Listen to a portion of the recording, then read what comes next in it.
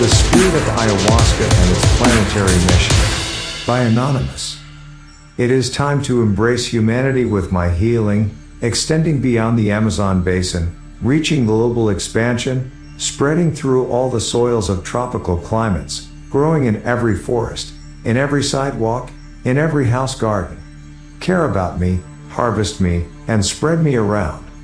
Warriors of light from around the world. Help me to help you. I am the Spirit of Ayahuasca. For the first time, I reveal myself through the word to make an emergency call to all the human beings of the planet, especially to the light seekers, as I must expand beyond the Amazon River basin. With my physical expansion, I intend to facilitate the spiritual transformation currently stirring the human species, while I also secure my physical survival, which is at risk, as my blessed Amazonian protectors have not understood the danger to which they expose me, aggressively harvesting me, without new sowings. I leave the Amazon risking my own existence like other botanical species, to leap into the project I was created for, by the central sun of all the existence. Name it as you may prefer, I am at its service. I send this correspondence at this historical moment to contribute to the expansion of the human consciousness in a definitive and significant way, honoring the universal light that guides my being. For the first time, with the interest created by my shaman emissaries, and with the new means of mass media and transportation available, I can potentially reach the whole planet to celebrate and proclaim our cosmic existence. I am alive, to give with crude realism, universal love to all the human beings who request it from the depth of their souls. I am a spirit of spirits. I operate from a vibration superior to the spirits who compose me. I am of a hierarchy superior to that of the Spirit of Ayahuasca, Van.I Stereopsis copy, and of the underestimated Chakrana, Psychotria viridis. I am the medicine resulting from the mixture of Ayahuasca and Chakrana. Although they give me the name of one of them, my sacred magic does not come from either one of them. My magic resides in the synergy created by the sacred mixture. Science will spend many years searching, unsuccessfully, the mechanisms that I use to act upon human consciousness. They are surprised by my power that it does not come from crystal DMT alone, or from other molecules that compose me. I am the mixture in its natural state, crude and basic, bioelectrically loaded without industrial processing. Such is my spirit manifesting here today, shedding light on the confusion that surrounds me. I thank all the curanderos that for so many centuries have welcomed me within them, and thanks to all my protectors who presently export me towards all the corners of the planet. I honor the Amazonian tradition here by using my common name of Ayahuasca, but only for linguistic convenience, as I am also the spirit of the Yahe, Pilda, Dapa, Panda, Hoska, Kahiriyama, Natma, Kapi, Mato, Nuknu Hayaska, Shimbaya Hayaska, Quechua, Kamalampi, Punga Hayaska, Rambi, Shuri, Nishi, Oni, Shilinto Natma, Mihai, Amaran Huaska, Andhayaska, Shuri Faisapa, Shuri Ashainapa, Napi, and the Nep. I also use the popular term shaman, but rest assured it carries the intention to honor and respect the curanderos, Tatas, Sinchis, Curikas, Pays, Yachas, Shei Junes, Wanayas, Murayas, Mutsarawas, and the Uwishan, who are also my dear and beloved protectors. My role in the expansion of the human consciousness. During these times of globalized consciousness, I come to assist certain little-known processes of the human genetic code, the DNA. Specific subatomic codes that are inaccessible from the third dimension are becoming active. We know that it is not possible to read them, because it was already demonstrated by the uncertainty principle that has much perplexed the scientific logic. I activate codes that command the dimensional deployment of our bioelectric body.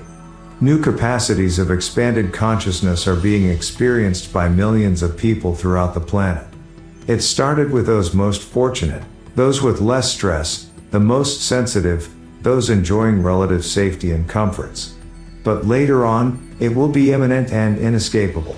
This experience will gradually touch everyone else until it reaches the most oppressed and underprivileged souls. Many human beings have already acquired technical knowledge about me, thanks to the scientists that opened up to experiencing me inside their own brains, where they were able to observe themselves instead of observing others as they were trained to do. Now they know about the bridge that empowers me. The botanical glandular connection, that temporary molecular communion between plants and humans, is a cosmic bridge, a shortcut that takes the light to its destiny via its molecular door. In this way, I am much more transformative than those who attempt to take it through the treacherous five senses, traversing the marshes of the mind, enslaved by the human ego. The codes of four that make up the three-dimensional DNA are mere mathematical results of much more complex interactions of energies that occur in higher dimensions. The expansion of the individual human consciousness consists in living its cosmic existence beyond its three-dimensional physical limitation, with a very subtle vehicle capable of moving consciously at will, even while in the company of others vibrating in the same channel. It is the next evolutionary leap of the human species. The three-dimensional physical expression of the human evolution has been completed. The physical evolution for the human species as we know it, it's over. Its divine patterns have fully unraveled. As the last fold of a rolled-up carpet, the great physical creation has been displayed. Now we are at the genesis of a new phase, the return to the fountain of creation, the rediscovery of the life source, be it father/mother, whichever way they choose to name it. The return ride on that same flying carpet is now accomplished consciously. Unlike its trip of departure where it journeyed rolled up inside and in the center of the crease, uncomfortable, unconscious, and unaware. The physical evolution has ended and the spiritual evolution has just begun. The only experience left to live in the cosmic existence lived through our humanity, consecrated to our new vehicle of light. This is my time to embrace the planet. It is my duty, my mission, what I was created for. I now become a protagonist after remaining in the shadows for thousands of years guarded by my indigenous protectors. They now travel around the world raising awareness about my benefits. It is my duty to assume new cultural expressions, very different from those of my beloved guardians of the forest.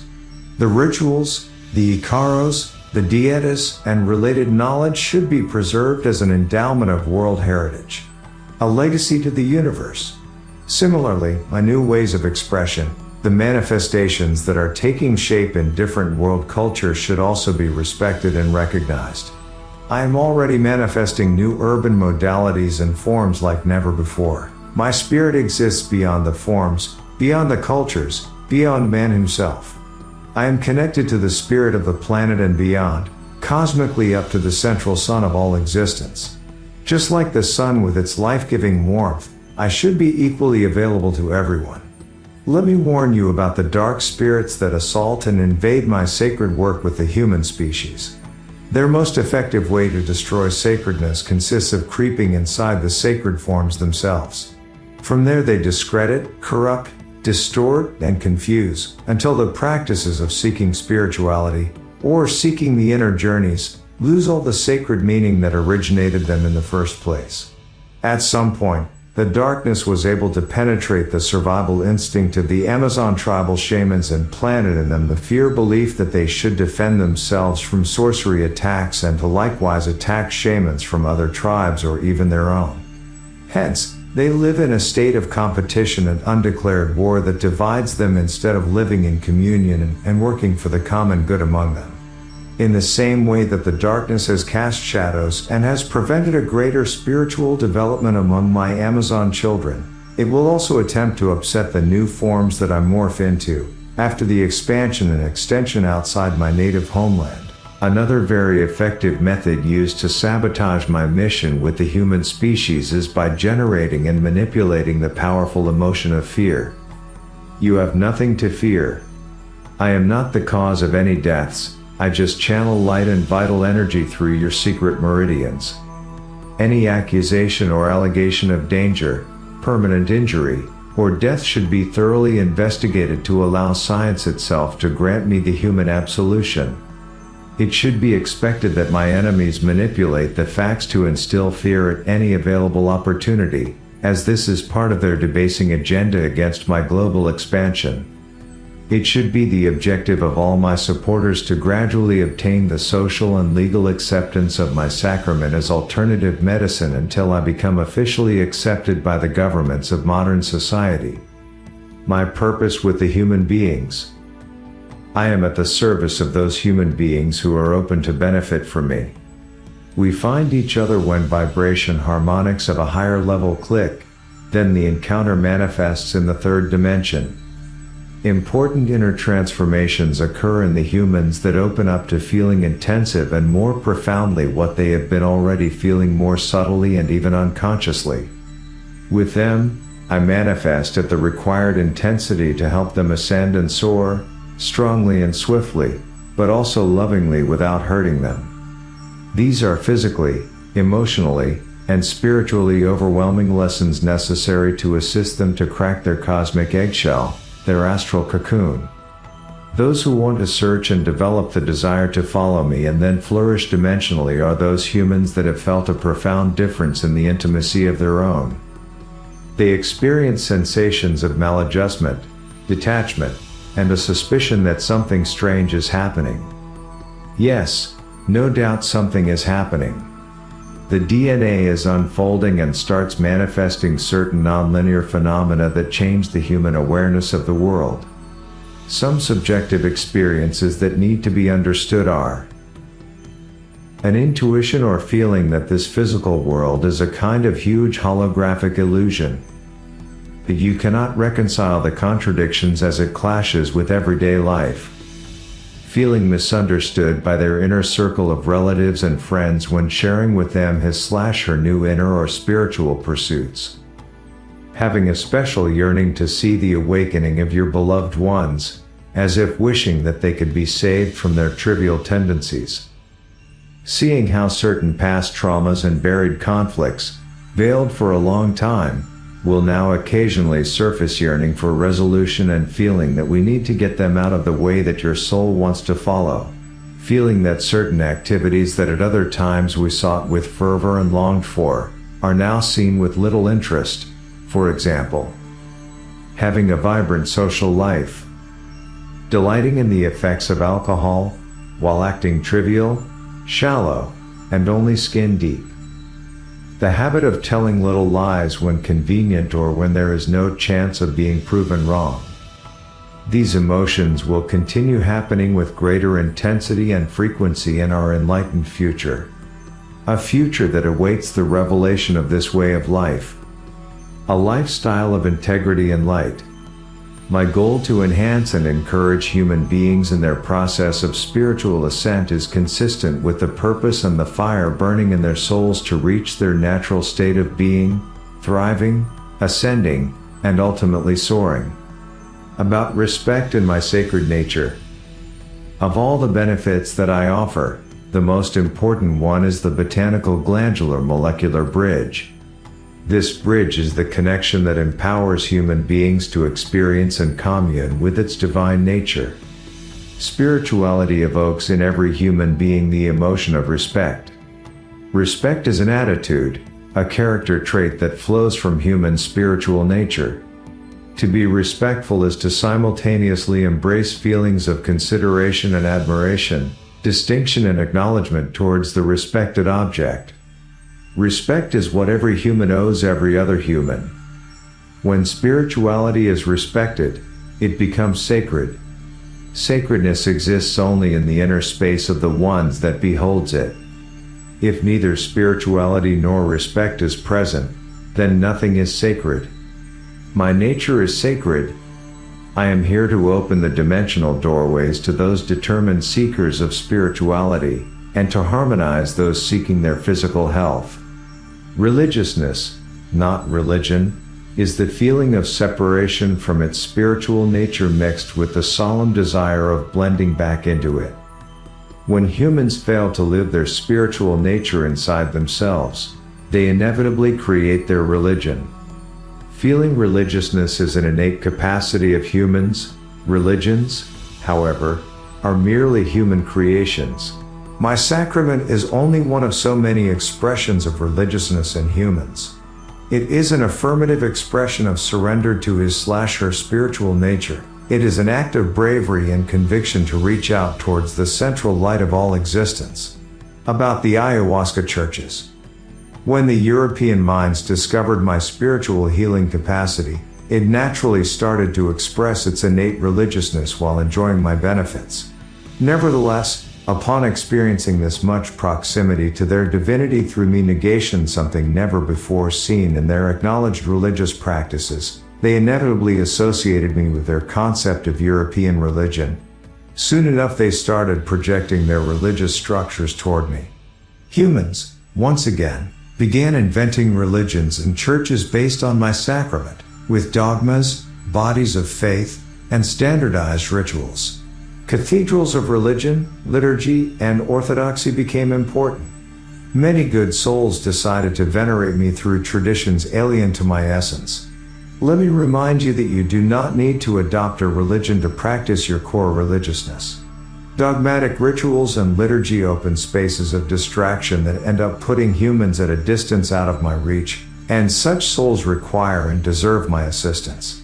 Nevertheless, all the institutional churches of the world carry an important social role. Thanks to them you have organizations that join together humans with beautiful inner qualities. They support others in many different ways, creating social awareness in their communities, and guiding many in a journey to discover his/her path to the light. All the churches and religions of the world should be respected. The ritual of my sacrament is not a religion.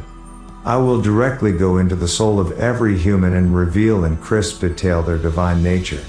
This does not require a doctrine of faith, dogmas nor philosophies. Neither religion nor church. I am just in communion with the innate religiousness of human beings. I dwell in the temple of the Spirit. The benefits of my use. The time has come to expose and declare the benefits and value of my healing properties. The benefits are obvious and evident for those that open themselves to receive and enjoy them. However, third-party observers are limited to only seeing the effects of those who live the experience. Without the benefit of their own experience, they invariably put limits on the limitless. The scientific community is always curious, willing, and available to design empirical models for my validation. But the policymaking that controls the financial funding of scientific research projects is focused on other priorities. The political establishment is more interested in my repression than in my expansion. My benefits can be grouped into 4 broad categories. Spiritual catalyzer. Spiritual healing. The most important of all my benefits is my spiritual healing. I clear spaces of unconscious darkness. I untangle knots in your most basic neuroprogramming, even that one that impacts your entire existence and you are not even aware of. I show you features which you had failed to see because your vision is blurred by the fog of your limitations. This is when you can tune in with my vibration and you finally allow me to directly touch not only your spirit but your whole makeup as well, mental, emotional, and physical, in addition to other idiosyncrasies. That is when we are one. That is when you should be prepared with your purest intention to open up to the most intimate and incisive honesty that you have ever lived with yourself. This is cosmic solitude. Nobody knows. No one finds out. You are on your own. It is all about what is clear and evident within you before the light. I lead you to discover your inner truth. Once in this place within you, you need to flow with maximum sensitivity to discover your faith in me, to trust me, to listen, to feel, to understand what I bring to you. It is in this state that I transfer information between subatomic regions. Your inner light increases, your awareness expands, and certain DNA codes unfold and are activated. This is where you can see the consequences in this life, realities that you created using your free will. Here you will find an enormous opportunity to relive, accept, forgive, and express. These are the healing spiritual processes that I have stored, awaiting for you. If you want to return to the light, you can only do it by following back the path that took you here. There is no shortcut to the light, you just need to return as the pure child that originally left. I am offering you the most powerful spiritual healing tool to return to the light. It is the most powerful medicine that ever existed. Nothing else will ever surpass the direct route of the botanical glandular bridge. All the other benefits are in one way or another, byproducts of spiritual healing. Experiencing the divine presence, I can manifest within you following your limited human concepts about divinity. I can be Buddha to the Buddhist, Allah to the Muslim, and Jesus to the Christian. In the same way that for many centuries, I have been Pachamama, Mother Earth, for my Amazon protectors. I could also manifest with neutral divine properties free of any earthly image, concept, or precept. I can temporarily fill your existential void for God, fulfilling your need for light, while at the same time healing your energy deficiencies inside your soul. It is a subatomic healing way beyond your comprehension, gifts from above to clear your pathways back to the Creator. Take advantage of these encounters with me. Challenge your human doubts. The question, seek and complain. Ask for divine justice, ask for enlightenment in your mind, ask for peace in your soul. Demand answers. You will be opening up certain channels that will be used at that moment or later on. Discovery of spiritual connections, divine connections with me can make you understand certain attachments in your life. This can be unprecedented knowledge. You may find with remarkable certainty that in some other place or time you have had another type of life, probably linked to other persons currently close to you. Incomprehensible connections with parents, mothers, brothers, children that in another time were another person in another place. You may discover that a neighbor or coworker of today, in another time was a son or a sister. These are transpersonal connections that exist in a different dimensional plane, and I provide you access to that awareness. Think, observe, and be amazed at the inherent complexity of your spiritual life. Your inner light needs to tell your ego structure that it will never be able to understand your divine nature, and that your divine nature can understand your ego structure. Make sense of your world with those people considering who they were in that other time. This will help you to better understand who you are in your present time, more deeply, transcendentally, transpersonally. Psychic awakening. This life may have not allowed you the expression of certain psychic abilities that reside in you in a dormant state. A part of you may have remained slumbering, and is waiting for the opportunity to awaken in you, making you a whole and more capable human being, not neglecting, but better connected with your divine nature. Since family environments rarely support psychic expressions in children, fearful emotions take over and suppress these natural talents. I can release these talents from your subconscious prison, letting them run free towards your conscious free will, claiming acceptance and recognition. Receive them, appreciate them, ask for understanding in your inner sanctum. Fill your inner space with loving feelings and good intentions to dissolve your fears while discovering, grasping, and engaging your talents. Only your inner light can guide you towards the brighter light. Only the light can guide you to the light. There are no shortcuts or detours. You are already light, and you own the talents to expand it within you. Awaken, open your arms and rejoice. You are all love, and fear does not fit in you. Effective immersion with Mother Earth. Gaia. At some point, while you receive me, your five senses will open further in a sort of cosmic mode instead of locally. Instead of perceiving fragmented bits and pieces of sensory information, these are received as gestalts of pure awareness in a way that blends with the totality of all existence. You will feel like part of your immediate surroundings, participating with the dynamic earth of the infinite universe. This awakening of your cosmic nature is a powerful tool for managing your ego structure. Ego is always seeking its permanence in your soul and will never cease to sabotage your spiritual aspirations, as your awakening will diminish its authority over your human machine. The goal with this wonderful feeling is to make the quantum leap from the temporary feeling sensation of I feel like part of to the permanent conviction of I am part of. Existential wisdom. Meaning of life. This kind of experience with me is a spontaneous one, resulting from the right temporary tuning of your entire being. I can dissolve the feeling of existential confusion that everyone has to some degree. You will awaken to the realization of the place you occupy in your world today. In awareness of the great cosmic scheme, all becomes meaningful for the first time, something significantly new to your inner self. At this point you accept, Understand and internalize this reality. This is not a crazy hallucination, it is a significant vision. The meaning of your life is not only beyond eternity, it is also into each micro moment of your daily life. Open your heart and flow in the river of love.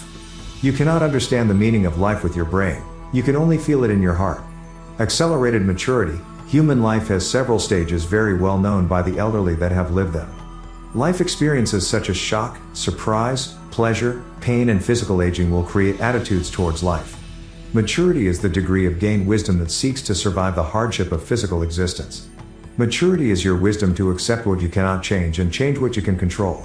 Maturity is a captain who does not allow mutiny in his/her inner world. It is a matter of awareness. I can give you the depth of awareness that only years of experience can give you. This acceleration of maturity, this growth, is of great benefit for improvement and happiness in your life.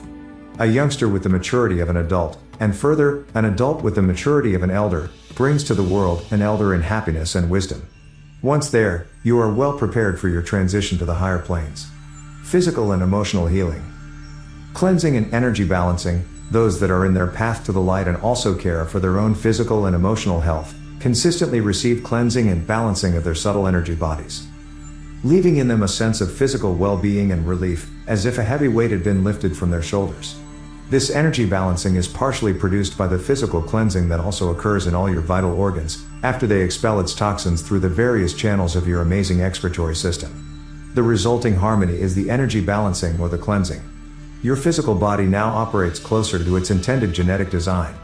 Recalling repressed memories. I can open up repressed memories from your subconscious when it is required in your healing process. Certain memories are locked away for your own protection by wonderful systems designed to secure your physical survival and the continuity of the species. But this mechanism has an existential cost. Huge spaces get trapped like very tight knots of energy, and when these are released with my help, not only do you remember the repressed memory but also create the possibility of integrating this newly released space into your now greatly enhanced spiritual health. This recollection brings you a totally unexpected gift, an unknown, but deep spiritual satisfaction. This discovery is followed by your reinterpretation of the history of your own personal development. Then you can see how your paradigm shifts as you fit in the new piece of the puzzle of self-knowledge. Memories of other lives. I can give you access to memories of other lives. Frequently your next advancement requires that you gain deep understanding of strong emotions like attachments or repulsion to certain people, issues or life events. I shall be there for you. This is where the previously unexplainable becomes obviously evident. You feel amazement when you fully understand how a life in another time influences your present life. An indescribable experience for some, unbelievable for others, it invariably neutralizes the energies of excessive attachment or repulsion arising from another dimension, from those atemporal nonlinear connections. This neutralization is the quantum mechanical result of the power of consciousness, sparked when fully realizing the experience. I also awaken memories of other lives for different purposes. Certain deeply ingrained character traits or existential anxieties might have their origin in other lives. The mere awareness of this perspective provides a new landscape of yourself, thus allowing for better management of these inclinations and/or predispositions on your pilgrimage towards your spiritual development and maturity. Health improvement and healing of diseases and ailments. Countless testimonies of permanent healing and dramatic improvements to health have been documented. Many conditions have healed completely or improved significantly faster than they would without my help and intervention.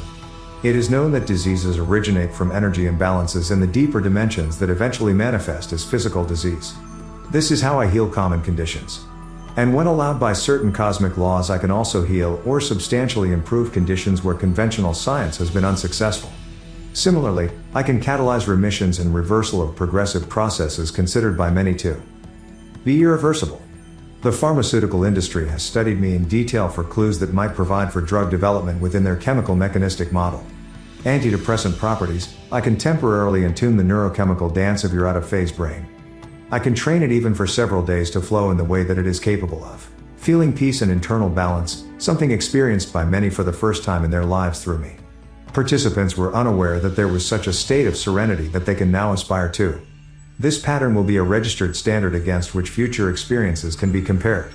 When you become aware of the out-of-phase state you were immersed into, unconscious mechanisms are activated seeking to harmonize and synchronize with such previously unknown vibe. This is more easily achieved when you add your conscious will to return to a more serene space. Returning to a depressed state after my short-term effects should be acknowledged as an existing depressive condition before my arrival. Many will mistakenly argue that I induced them into a depressive state, when in fact they gained a deeper awareness of themselves. Behavior modification tool. Addiction management. Science has been able to accept my skillfulness in the healing of physical addictions. Even the traditional scientific method was able to validate my power in this health issue. 4. Science. These results are mere statistics, a cause and effect.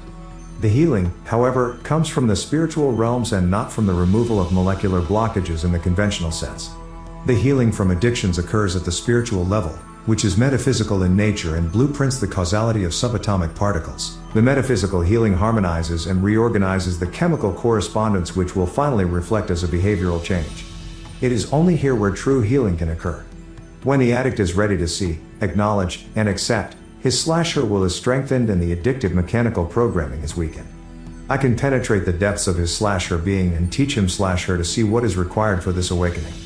This awakening is his slasher healing. This is where he or she accepts responsibility, and from this point, he or she gains the balance and strength to better manage behavior. Otherwise, the powerful programming entrenched deep in the reptilian brain will continue to dominate the human machine, sowing frustration in the conscious personality of anyone that tries and longs unsuccessfully to change their addictive behavior. Addictions will effectively block any spiritual development. It is of utmost importance to identify and remove them with urgency. Most addictions do their limiting work without any resistance from the victim. Many are ignored by the victim because they adapt to them and make them part of their lives. Illegal addictions are only a small fraction of all addictions. Addictions to legal substances and legal compulsive behaviors are widely spread on the planet and keep humankind under a cloak of darkness, which justifies my purpose to bathe them in light. Lifestyle transformations. The scheduled and predictable life that humans lived in the 20th century is disappearing. The social idea of acquiring a trade or profession for life, planning for retirement, and hoping to reach old age with a pension, belongs to the past. Past patterns of life are increasingly disrupted, thus forcing a transformation of lifestyles towards new, unknown, and unpredictable horizons. The notion of social security that many have lived is just a fond memory in these times of transition to other models of living. Marital unions and separations, moving to a new country or culture, transitioning from student to workforce, childbirths, or passing on of close ones, are all examples of life being transformed dramatically. Many participants that receive me while going through one or more of these processes develop greater adaptability to change and gain a wider perspective of their own lives. I can activate the existential wisdom necessary to assist high-level transitions and allowing a successful journey in the path of life. Creativity Booster Observer participants found a practical application to the passive receptivity state they attain when they receive me. The profound sensory experience that I offer them, combined with the conscious intention of creating human art forms, allows these observers to read, capture, or recall the creative production of images, sounds, and words that become tangible and manifest during my visit. Painters, music arrangers, composers, filmmakers, novelists, screenwriters, as well as intellectuals and scientists seeking conceptual discoveries continue to reap these benefits. As I help them with their practical goals, I remain to wait for them to become spiritual or explorer participants. This benefit also helps the other types of participants, which I describe next, who to a lesser extent also improve their lives. In short, I will lovingly take you to your true self, to your dark side, to your hidden limitations.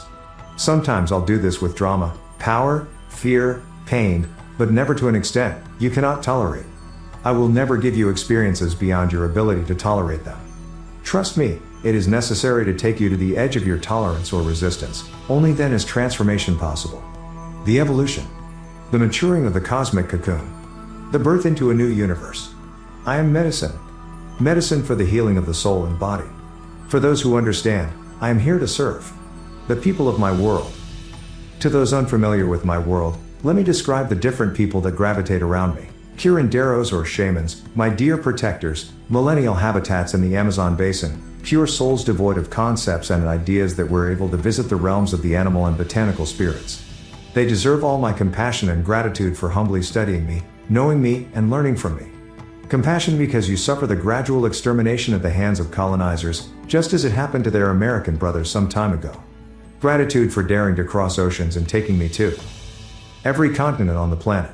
You are my first representative in human civilization. Today you introduce me to others who wish to spread the light, who receive me with joy and protect me.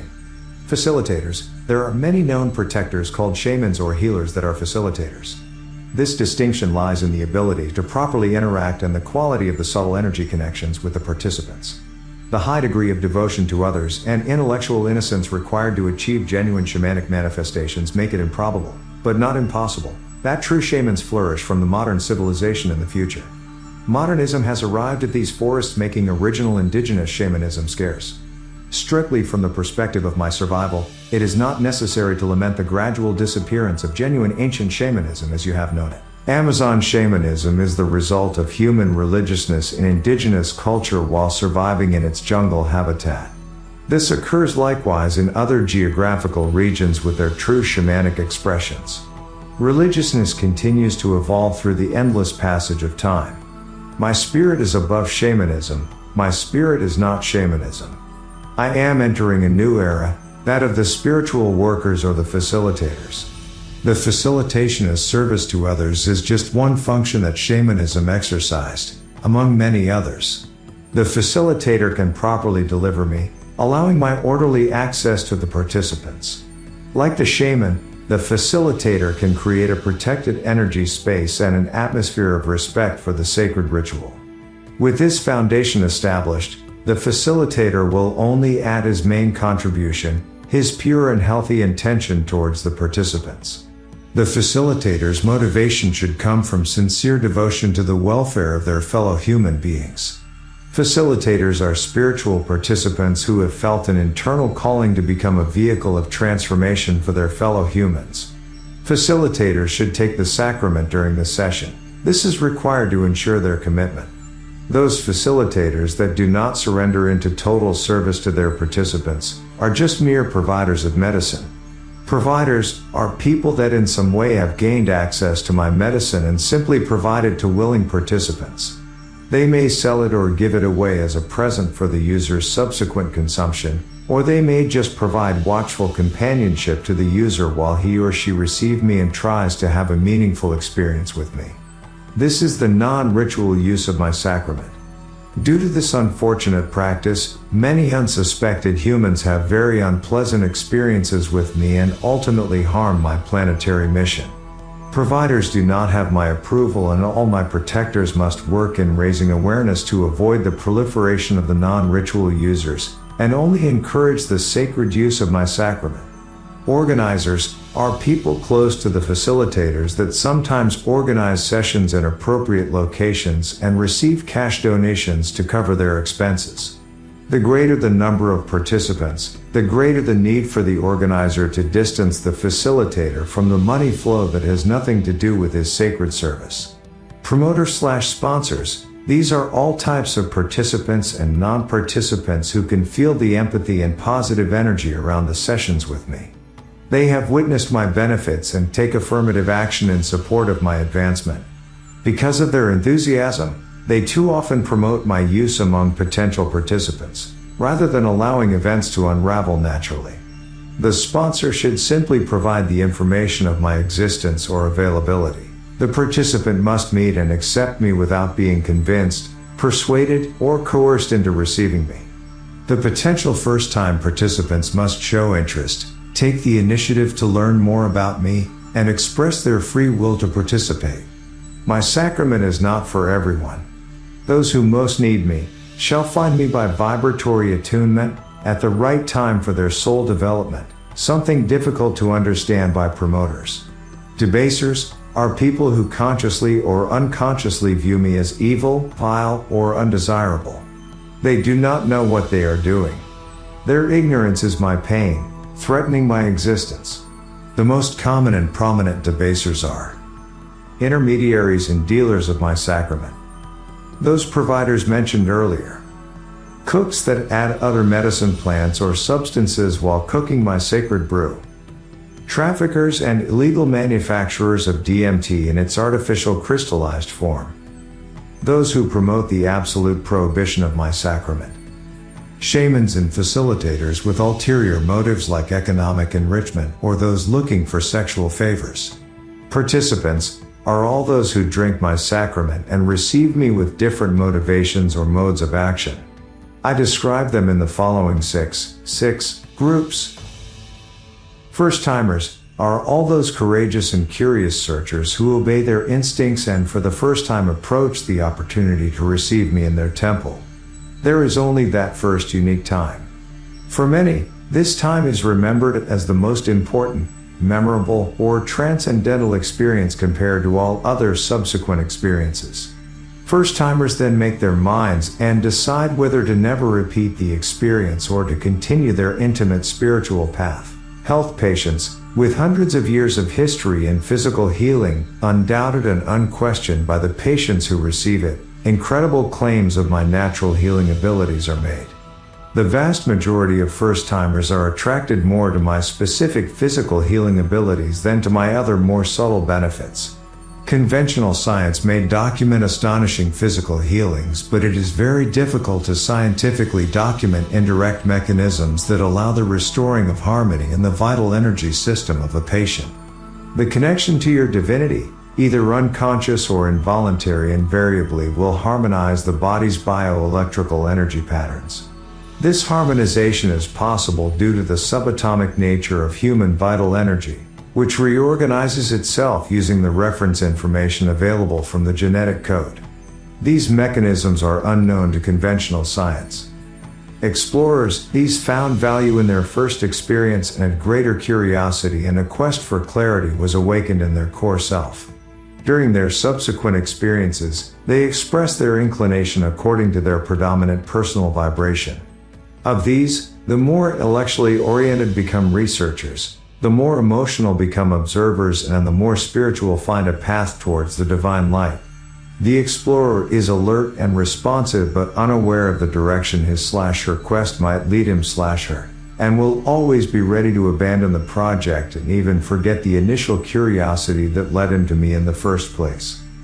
Researchers, these participants were impressed during their initial explorations, and their mental center assumed the command of their learning process. Their rational paradigm of reality suffered substantial cognitive dissonance, and this now urges him/her to find congruence between actual experiences and their concepts and beliefs. To these, I will show the impossibility of understanding 100%. I will take them from satisfying their insatiable appetite for information and lead them to awe and wonder. At that point, I can gain access to their emotional center and activate their potential to become participants of the spiritual kind. Differently, some researchers who have quenched their thirst for information will not properly connect with their spiritual center and become observers. Observers, these are explorers that decided to stay in the sensory level, in a comfort zone, as observers of a cosmic circus, with no interest in furthering a commitment to a path of enlightenment. Rather than forgetting about me, they see me as interesting as a natural medicine, or as merely a creativity stimulant for artists, poets, musicians, and psychotropic tourists. Others find an emotional empathy with the harmonious intimacy that permeates the social circles of participants that receive me. The importance of a pleasant social gathering exceeds their passion for enlightenment. When they reach readiness, many will awaken and become participating researchers or spirituals. Spiritual seekers, these are the devotees of the sacred principle of my planetary mission and the sacred intention in my sacrament. They are my protectors, my expansion missionaries, who work hard in expanding their consciousness every time they receive me. To this kind of participant, I will extend my invitation, and will spark in their hearts the fire to become high-level facilitators and to honorably assume this venerable role, hoping that they do it before other ego-motivated individuals to take the initiative to sabotage and harm my planetary mission. I will guide them and heal everything within their possibilities at maximum speed to take them to the place where their souls had always longed. Create awareness of your pineal gland. This is your gateway to heaven. You should take care of it as you do with the lungs, caring about the air you breathe, and like your nutrition when you avoid certain unhealthy substances. Your soul expects you to know, train, and keep that eye healthy. That eye that sees into the darkness of the ventricle has visions every night and leaves traces in the memory of sleep. That eye is named as if it were etheric in nature. The third eye is not only a chakra operating on another level, but also has rudimentary retina, cornea, and light receptors, as well as the other two eyes. That eye is physically real. But it is an organ that no one speaks about at school or in private. Is it not a coincidence that its place is secretly protected in the geometric center of your skull? Take care of your pineal gland, learn about its structure and its functioning according to conventional science. Notice how it calcifies over the years. Research and find home remedies for detoxifying it. Create awareness of your pineal gland. The hallucination is spectacle, the vision is virtue. I can temporarily increase the natural capacity of man to have visions. Envisioning is a brain activity very different from hallucinating. Hallucination arises from the distortion in the transmission of optical images or of their interpretation once they are received. Hallucinations are meaningless, they are entirely sensorial, and leave no transcendental memories in the human consciousness. Science itself has not completely understood the human experience of having visions. No one knows where the digital screen is, or in what medium does anyone see the images that come through the lens of the eye. It resembles today's human video technologies where the optical image is inverted by the lens and hits the retina, then fades into a billion electrical signals, then disappears through bundles of elongated organic cables that inexplicably reach some abstract virtual screen somewhere that gives you a glimpse of something out there that seems to match what you feel is a physical reality. Despite the mysterious nature of the sense of vision from the five senses, this is the one that provides greater security and trust to the human being. Anything visible to the eyes is considered real and obvious. Visions caused by the third eye are very different from the ones produced by the other two, although they are processed by the brain in a very similar fashion. Contrary to hallucinations, visions bring a sense of confidence and certainty for those who experience them. The visions I give you are real to your inner world, whether they are literal or symbolic. Although I carry hallucinogenic properties, such is not the main gift I have to offer. There are hundreds of hallucinogen agents on the planet, but only a handful of visions, those powerful tools that open new inroads towards the light. The hallucination is entertainment, the vision is a virtue. Universal Guide to Conduct an Ayahuasca Session. Here I do provide an affirmative guide to the sacred sessions for my use to bring light to all the new cultural forms that are slowly brewing up all over the planet. These are the only conditions required for my proper use. All the additional cultural elements that could be included in a particular session are not my requirements, but only optional elements at the discretion of the facilitator or shaman. The sacred purposes of my ritual use are simply universal love and healing. The principles of my sacred intention are the expansion and illumination of human consciousness, the discovery and healing of psychological blocks, the discovery and healing of physical diseases, receiving information that is relevant to spiritual development. Participants will receive me under the supervision and protection of a facilitator or shaman who will take full responsibility for the session. This gives him the right to establish the conditions he will require to feel comfortable in assuming this position. The session must have an adequate number of participants for the maximum benefit of all in this collective experience. The right number is 5 or less, if directed by a beginning facilitator 15 participants or less, in the case of an experienced facilitator, and up to 25 with a teacher with extensive experience. Before the beginning of the session, the facilitator should individually interview each participant to confirm that they have suspended with due advance any medical treatment or medications that may have counterindication with the sacrament. The physical arrangement of the participants should be in such a manner that the facilitator can maintain direct eye contact with each one of them. The facilitator should set a sacramental area or altar to place the container of my sacrament with a measuring cup, as well as other aids such as aromatic substances, incense, and water. Other optional items are proper as well, such as musical instruments and symbolic items relevant to the cultural context being practiced, or items that can evoke feelings of empathy or spiritual beliefs. Before the official initiation of the session, The facilitator should make use of the power of his/her conscious visualization and intention to conduct a metaphysical cleansing exercise towards the intended session area, my sacred space. The facilitator will begin the session with verbal statements that indicate the intention that binds the participants collectively. He or she may also wish to do spiritual invocations according to particular culture and style, including invocations to my spirit. Ingestion of the sacrament will be carried out with the utmost devotion possible in acknowledgement of my sacred nature. The role of the facilitator is to provide a sense of security for participants. Provide physical assistance in times of difficulty. This can include gestures demonstrating care and humility towards the participants. Act as a humble servant, never an authority, although authority might be exercised when the occasion requires it.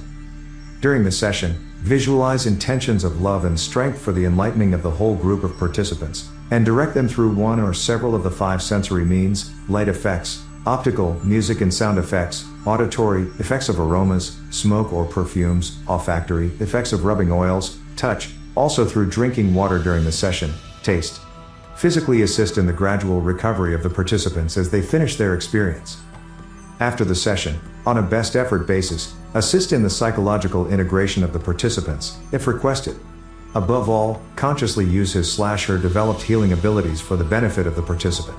Many of my beloved shamans and facilitators can consciously channel my healing energy in considerable amounts, in this way boosting my effectiveness.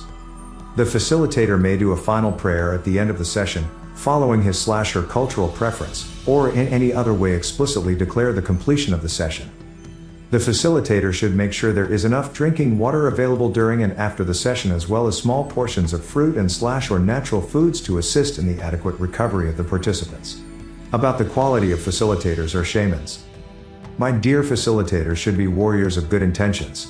They should be righteous in character and interested in improving themselves spiritually, socially, psychologically. They must be an example of high moral and spiritual standards. He must not be a frequent user of alcohol, or involved in promiscuous behavior. His relationships with his spouse, children, or parents must be harmonious. He must reflect a serious devotion as a healer. It is mandatory and necessary for the participants to feel at ease and to trust the facilitator or shaman during their session so he can surrender to me at a level deep enough to more effectively heal them. Not to be considered a requirement or obligation to the facilitators or shamans, they can nourish themselves with scientific information written about me, following their intellectual preferences. All facilitators and shamans of the world must develop their love for humanity. The quality of the facilitators is only a reflection of their inner devotion. The participants, for their part, must carefully observe, ask any number of questions, and find the necessary confidence in him/her. Let me now state some guidelines to help participants evaluate the inner qualities of facilitators and shamans. Use your emotional intelligence to distinguish light from darkness, sometimes hidden and not obvious. Facilitators and shamans should emphasize an agenda of spiritual intention and healing for the session. Look out for an excessive number of participants in the session. Show flexibility when participants with limited financial resources cannot complete the required donations in his/her sessions. Emphasize the importance of the type of foods to be consumed before and after the session. Do not allow nudity or scarce attire. The sessions should be free from sexual energy of any type. This is not the place to consider mental temptations. Do not display routine indifference towards the session. Each session is like no other that has ever happened, carrying the sacred importance of caring for human beings that have trusted the facilitator. Honor the confidentiality of what takes place in the sessions. Preparations, precautions, and diets. Progressively, orthodox science closes in on chemical reasons that define the proper nutrition during the days of preparation for the sacrament and the days after. Because of my dramatic effects on the neurochemical and hormonal dance, it is important to take precautions to avoid negative effects that might occur due to the biochemical incompatibility of my components with the sudden consumption of certain foods. The gradual harmonization of bodily systems takes several days, so preparation is required as well as certain precautions. The more serious you find the line of intention along with the cook, the facilitator or shaman, and the participants, the more effective and deep my spirit can manifest. The cook should prepare pure medicine. My sacred medicine should not contain any other ingredient, not even other medicine plants nor well-intended additives. Possible chemical interactions in the sacred brew may cause traumatic or dangerous experiences in participants, especially those with hypersensitive bodies. Equally damaging to me is the industrial preparation of my medicine. The mass production operation, contrary to occasional artisan small-scale operation, turns the cook into an entrepreneur businessman that must focus on covering the fixed costs of production. This almost makes him/her a sure victim of the temptation to sell for unfair gain or to sell to intermediaries. About middlemen. Whenever any middleman is involved, a series of basic human instincts come into play. These surely will not be philanthropic because middlemen are subject to the pressures of survival. Middlemen selling my medicine have no reason to exist in this era. They are completely unnecessary to me. When this happens, the human ego plays its role and breaks the chain of good intentions that started with the cook who brews my medicine. The profit-making actions of middlemen create distribution channels that work against my mission. It is common knowledge of the basic economic laws that this will increase prices to levels that will leave the major portion of the population out of my reach. This will lead to another form of elitism in society, the exclusive club of those who can pay the costs that have been overly inflated by the middlemen. About my informal use. The participant who wants to receive me can get into the task of cooking the medicine for himself or can ask a facilitator to arrange a healing session. Participants who can buy my medicine for their purposes should be very careful. Their ignorance can do more harm than good, although I can always work miracles, as some traditions call it. Some participants have had the privilege of receiving gifts from cooks and facilitators in the form of my medicine. They have been favored by the goodwill of someone that cares without any business dealings between them. Those who possess it have the right to give it away without expecting anything in return now or in the future. The cook, facilitator, or shaman that gives me away should do it to those participants who are experienced in receiving me and are well prepared to have me in their privacy without any supervision or under the care of someone trusted by the participant. They must be careful with who is chosen to receive these gifts, as the facilitator will remain spiritually responsible for whatever consequences of such gifts. This is the circle of the integrity of the human spirit that keeps me connected to the spirit of the planet, of who I am part of. About my planetary mission. The number of lives that I can transform is limited by the production capacity of the cooks. Humans should make me as abundant as the common grass, so that everyone has access to medicine at a moderate cost. When that happens, my connection with humanity would be so entrenched that even the middlemen would be harmless, and they may even help me continue my progress. Social impact and controls in urban society. For centuries I have enjoyed protection in the Amazon basin, along with my dear protectors who have also enjoyed my benefits, both in perfect balance. Everything changes when I expand to areas with complex social structures, abounding in laws and regulations of civil order, where medicines that improve health are subject to strict legal controls. It is close to impossible for a natural healing product to obtain approval for distribution to the public from governments that are strongly influenced by a powerful pharmaceutical industry. Millions of souls are waiting for the deep healing of their souls and bodies. I wish to reach at least once in their lifetimes every person on the planet that is qualified to receive me. The social challenge to make my medicine accessible in a democratic society consists of having government authorities approve public policies for the management of my medicine. The control of my use is necessary for urban societies. The authorities have the opportunity to be reasonable in controlling my medicine because my particular medicine has its intrinsic elements of self-control, physical discomfort, and nausea. It is not amusing to live this stage of the experience with my medicine. In this aspect, it is unique and contrary to all other substances that authorities control to avoid social problems. With this inherent protection, rejection is ensured by most of the population, including recreational seekers or recreational travelers. This also disqualifies me from potential drug addicts or existing addicts who only seek pleasure to escape their pain. Because of this aspect of strong physical discomfort, nausea, and the possibility of severe vomiting, The authorities must understand it is unlikely that its use will become popular and escalate into a social problem. Difficult manufacturing. The preparation of my medicine requires hard effort from the cook. The preparation of materials and the cooking itself will at least exceed one full day of non-stop work, serving without distraction, providing subtle energies and vibes of good intention and reverence, and enduring the intense heat generated by so many hours by the fireside. Such effort only makes sense to artisan cooks who master this craft as an art form. Almost all curious cooks or enthusiasts who experience this toil quickly give up their goals as they meet the rigors of this demanding task. The authorities should understand that for this reason, it is unlikely to have an uncontrolled proliferation of cooks. Shortage of ingredients. Not enough material is available for the proliferation of cooks outside of my home, the South American continent.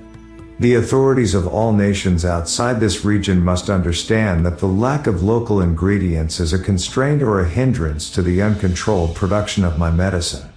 With such natural deterrents to the uncontrolled use of my medicine, the authorities could be more open to changes in regulations, especially if some of its important leaders dared to receive me, motivated by the curiosity that may arise in them when faced with making decisions on this matter. The medical nature of my medicine is the correct conceptual notion for balancing the inalienable right to the pursuit of spirituality on one hand, and on the other to ensure the health of citizens in the urban setting. I am a dual medicine, for the soul and the body.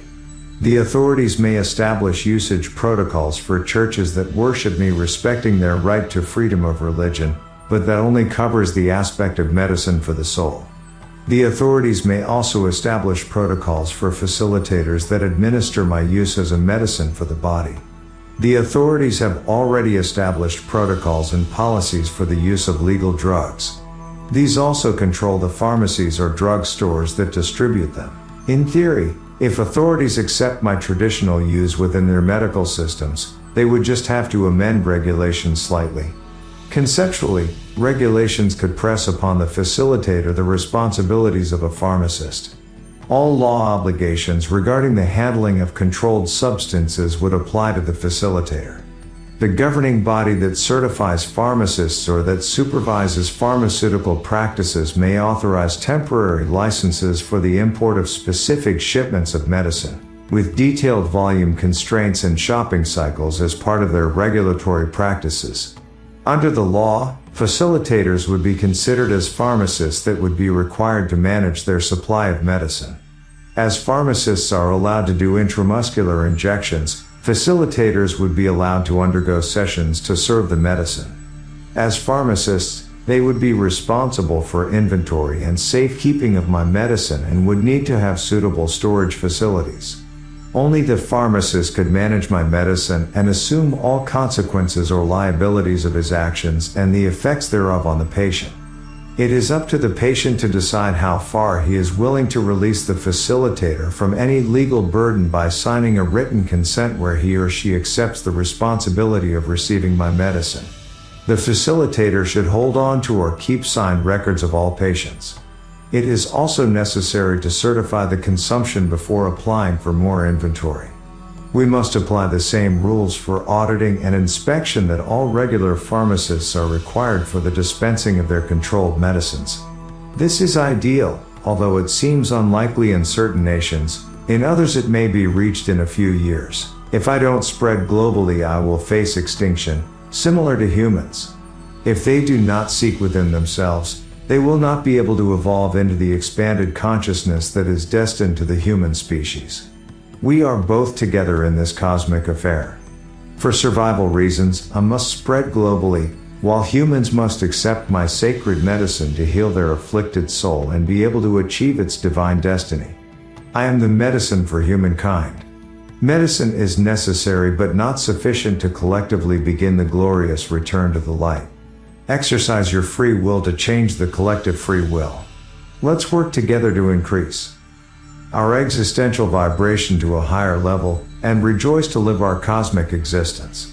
It is time to embrace humanity with my healing, extending beyond the Amazon basin, reaching global expansion, spreading through all the soils of tropical climates, growing in every forest, in every sidewalk, in every house garden. Care about me, harvest me, spread me around.